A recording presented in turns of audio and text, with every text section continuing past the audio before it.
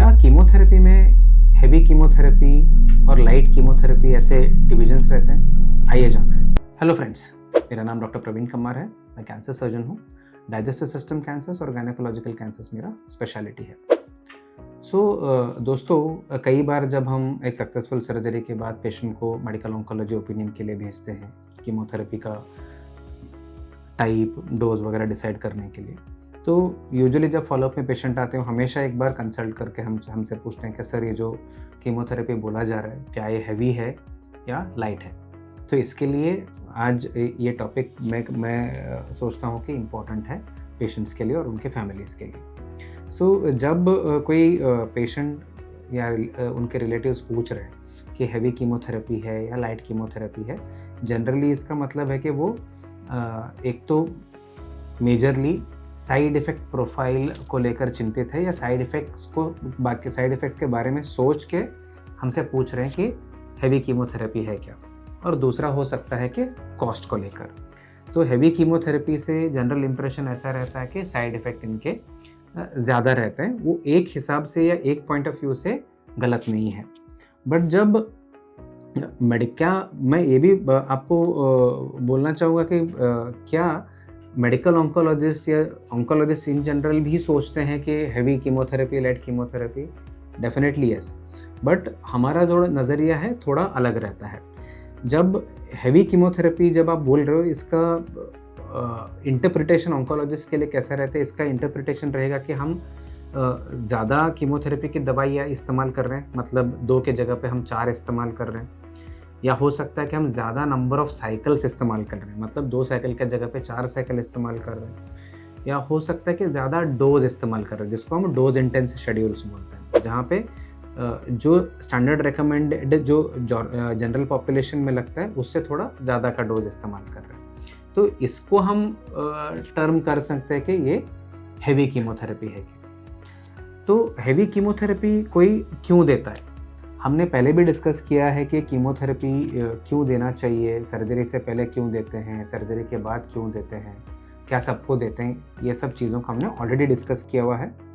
Video के and के playlist में मैंने सब वीडियोस को डाले हुए हैं। तो कोई हैवी डोज कीमोथेरेपी क्यों देना चाहता है? ये इसलिए देना चाहता है कि ताकि हमें ट्यूमर के ऊपर बेटर रिस्पॉन्स मिले और ट्यूमर के ऊपर हमें बेटर कंट्रोल मिले। तो मैं थोड़े एग्जांपल्स देना चाहूँगा। जैसे कि स्टमक का कैंसर है। जब लोकली एडवांस्ड स्टमक कैंसर है, जहाँ पे हमने ऑलरेडी रिसर्च में देखा है, जैसे फ्लॉट रेजिम है जहाँ पे 4 दवाइयाँ इस्तेमाल होती हैं, ये कीमोथेरेपी जो है 3 दवाई या 2 दवाई वाले कीमोथेरेपी से डेफिनेटली बेटर है।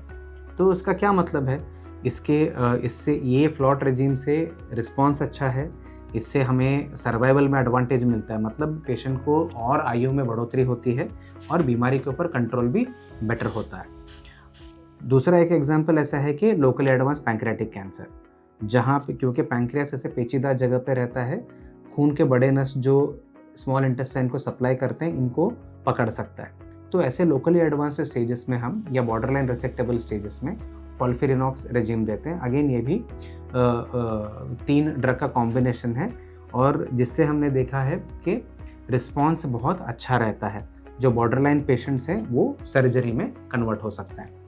बट इसका मतलब ये नहीं दोस्तों कि ये दोनों ऐसे बीमारी के सिचुएशन में हम सबको हैवी कीमोथेरेपी दे सकते हैं। इसमें मोस्ट इम्पॉर्टेंट फैक्टर है कि पेशेंट कितना फिट है। हम पेशेंट के फिटनेस को देखते हैं, पेशेंट ये टॉलरेट कर सकता है क्या, वो देखते हैं, उसके बाद हम ये हैवी कीमोथेरेपी का डिसीजन लेते हैं।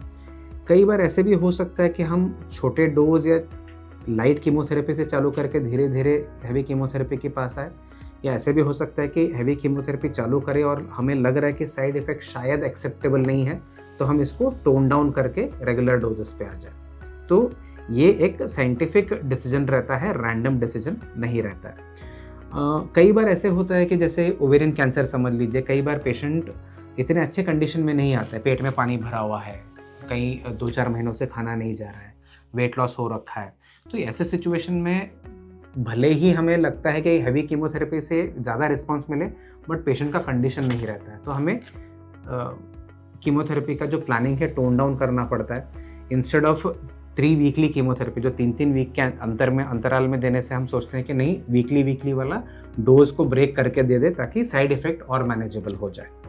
तो नज़रिया दोनों का थोड़ा अलग रहता है, पेशेंट्स का और डॉक्टर्स का। डेफिनेटली हम साइड इफ़ेक्ट्स के ऊपर भी हमारा ध्यान रहता है ताकि ऐसा ना हो जाए कि साइड इफ़ेक्ट्स अनएक्सेप्टेबल हो जाए।